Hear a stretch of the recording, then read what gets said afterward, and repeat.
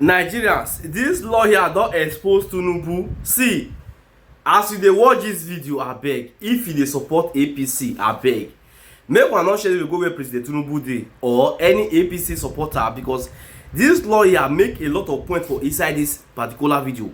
Make una come hear this lawyer im own reaction for so many questions wey be like say Shehu of Channels TV dey ask am for inside this particular video about 2027 and about the happenings in this country. But na wetin come tell Tinubu at the ending of this video, na wetin I no go like make President Tinubu hear am, because the thing heavy me for mouth to talk, and na God go bless this lawyer for the truth wey just pour out for inside this video. Make una watch the video.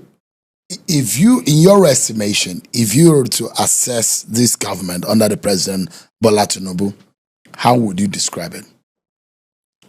Pretty uneventful, pretty uncharismatic, pretty aloof, pretty removed from the realities and the urgency of now. And I say this advisedly.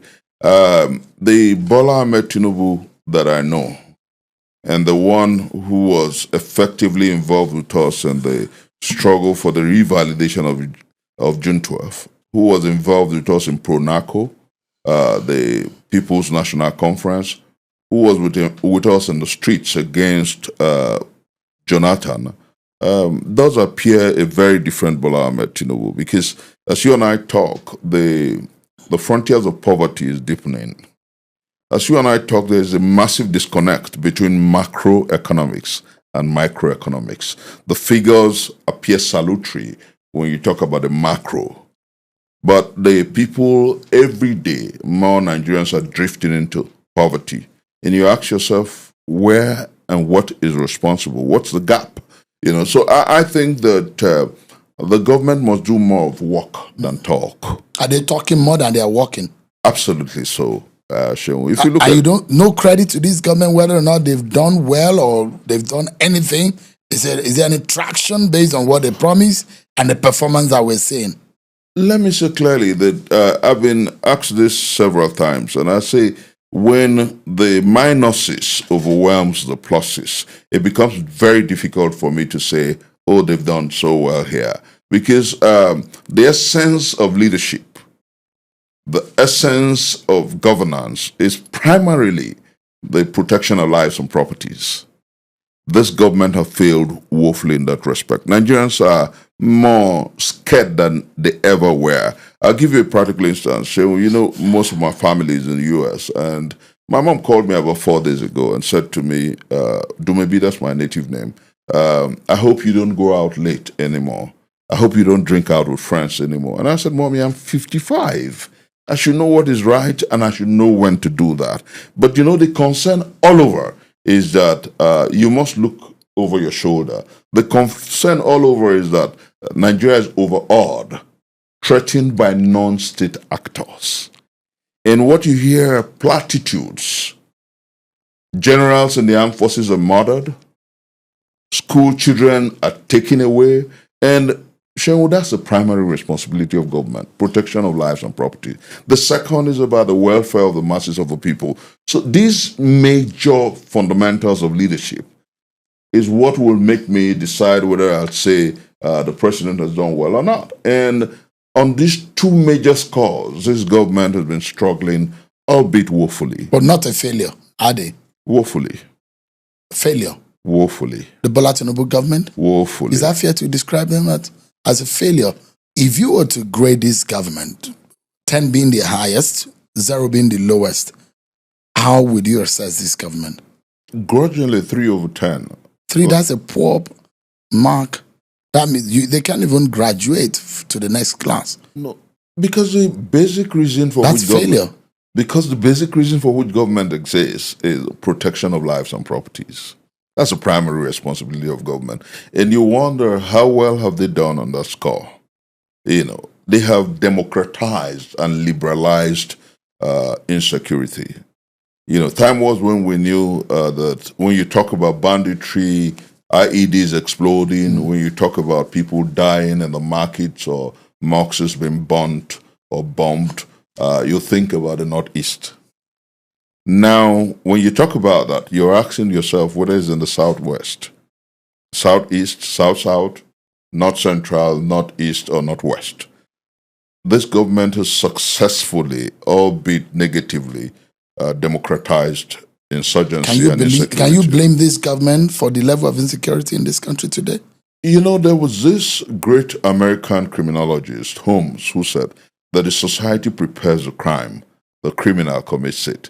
You know, and the corollary to the Nigerian situation is simply when you look at the fact that Nigerians are hungrier now than they were in 2023, obviously. So you could say that Nigeria is worse off now than Bola Tinubu met it in May 29, 2023.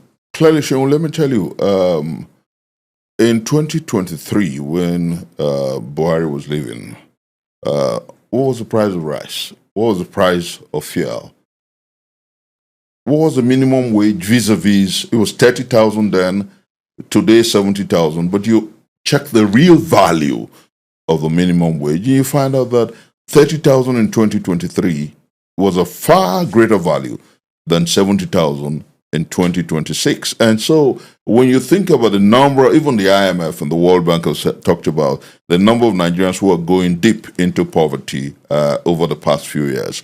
And I want to say that for me, Shewa, I'm not an alarmist. I think that something can give. And I think that not necessarily in a radical change of government or an electoral defeat. I think that if this president wants to make Nigeria work, he can. All he must do is get a better team, get people who are people-centric, get people who care about our country. Do you think that this president wants to make Nigeria work? If he truly wants to. But do you think he does? I'm shocked. Like I told you, Shewa, I know President Bola Ahmed Tinubu. In his first term as governor, I was one of those who was always around him. So I know him pretty well. And I know that with his democratic credentials, that if he truly wants Nigeria to work, he can make it work. Unfortunately, he's either ensconced by people who are primarily egocentric, whose egotism is prebendal, whose predilection for graft is Olympic.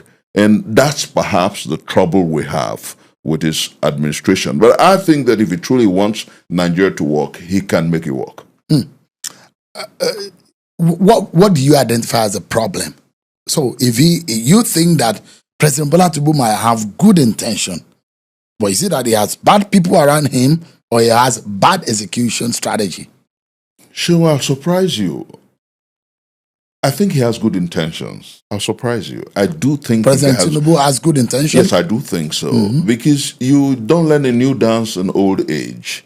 You know, his tendencies from when we knew him, whilst he was a senator, and the battles for the actualization of June 12th, the relationship with the effort of the progressive left to ensure that we have a June 12th that was actualized, his efforts against the removal of subsidy, perhaps, if you like, under Jonathan and the likes. You know, he appeared people-centered. Now, I don't think he has lost that. I think that the problem with his presidency are those generally who are the minders of the presidency and those who are around him. And I do sincerely believe that he either wakes up now, something can give, or he will be subjected to a massive defeat in the elections in 2027. That is if and when the opposition coalesces. But you are, and I'm going to come back to that thing that you mentioned right now, but you were very active, very critical of President Buhari when he was in office. Yes, I was. You protested against Buhari. Very well. And if you say that what we have now is worse than the Buhari era, why has your voice gotten lower in volume compared to where you spoke so vocally against Buhari? No, I think that I've spoken and written more now than I spoke and wrote under Buhari. My treatise and pieces are everywhere.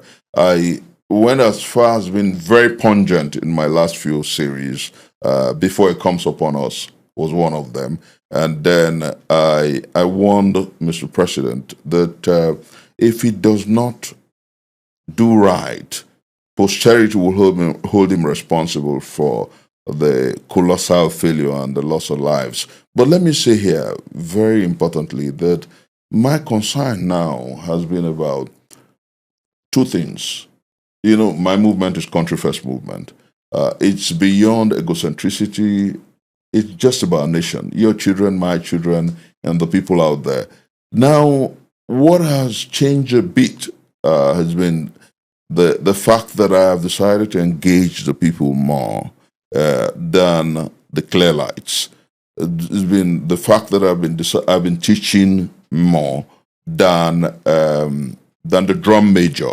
I've been more concerned about how we move the people to thinking about generation next. Because the truth, Shehu, is the fact that politicians think about next election, and then statesmen think about the next generation. And I think that having in 1993, I was one of the youth leaders of the Hope 93 movement. Then I was 22. Fast forward to when I ran for president at 40, and it was all about the passion for Nigeria that works for all. And at 55, I should be more interested in ensuring that the values that I hold dear comes true. You know, and people have asked me, why are you not proactively involved in NDC? And I said, at this point, it's not about partisanship. It's about our country and the people. And we must challenge leadership. Somebody asked me yesterday, on a sister station, and said to me, why are you not with your friend and brother, Peter Gregory, will be in NDC? And I said, it's beyond that. For me, it's no longer about partisanship. It's about our nation. It's about moving the young people to think about competency and capacity over regionalism and religion. It's about raising questions about tomorrow. And if we don't teach our people to think, we'll be in trouble, Shehu, because all you see is politics over performance. All you see is about politics over concern for the common good. All you see is about passion centered on certain ecosystems, ethnocentric ecosystems, religious ecosystems, and nobody apparently amongst the political gladiators is talking about the next generation. You've refused to tell us, who do you think has the capacity you're talking about out of the candidates that could be on the ballot? Shehu, I'll tell you sincerely and humbly that project vote competency and capacity will subject them to an incentive crucible. We'll look at the manifesto yet again. So you are not working for anyone? You are not speaking for anyone? Not now, Shehu. But you could do that later? I could do that later. Are you likely to work for Bola Tinubu? I don't know, Shehu. Just like if you ask me if you're likely to work for P2B, I don't know. We're going to subject their manifesto but to Atiku Abubakar, you know for certain you will not not work work for Atiku Abubakar. But there's a possibility you work for Tinubu? Shehu, like I said, I don't know yet. Give us an understanding. Because today, we saw the minority caucus coming out to say, if you cannot lead, leave. That is what they were telling. Strong words, and I love it. That's where you understand where I'm coming from. Strong words. I saw your program, and I saw that debate and discussion. I love it. That's what a National Assembly should do. That is what, because their responsibility is to oversight the activities of the executive. But unfortunately, Akpabio's, and permit my choice of words, they're mine. Akpabio's National Assembly and the Senate is rogue. Akpabio's National Assembly and the Senate is but rubber stamp to the executive, and with horrendous insecurity. The National Assembly should call the president to order, should call the security apparatus to order, and challenge him. If you can't defend and protect lives and properties, resign. And that should be the minimum. And I salute the minority caucus and I celebrate that stand. I mean, is it fair to discard or ignore the effort this government says it's making in terms of security And if they describe the president and this government as a failure in terms of security, is that fair? Let me put the facts before you. The statistics says that in 3 years, we have lost more lives than we lost in 8 years of Buhari's administration. What does it say? That this government has failed regarding security. Statistics puts it that more Nigerians are held in captivity today as you and I talk than they were in 8 years of Buhari. What does it say about the presidency? Failure on security. I think when you have facts and figures, there's no need to grandstand. President Bola Tinubu said the painful economic reforms, some of the efforts that are being made today are necessary for a more prosperous future. Macroeconomics figures, yeah? 3 years into this administration, has the pain been justified by measurable gains? No, not in any way. Sheldon, let me give you an instance. There is profligacy. There's massive opulence at the level of political leadership. Buying new cars, buying new aircraft. So they are living lavishly.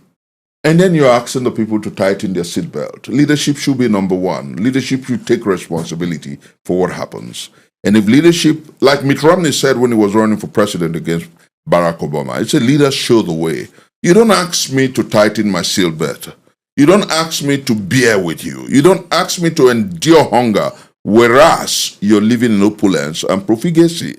I think that this government must and should lead by example. And that's why I think that maybe, just perhaps, those around the president are not fair enough to tell him the truth. And yesterday I was telling somebody that I think the wife, Senator Remi Tinubu, should be able to talk to our dear president and tell him that there's a disconnect.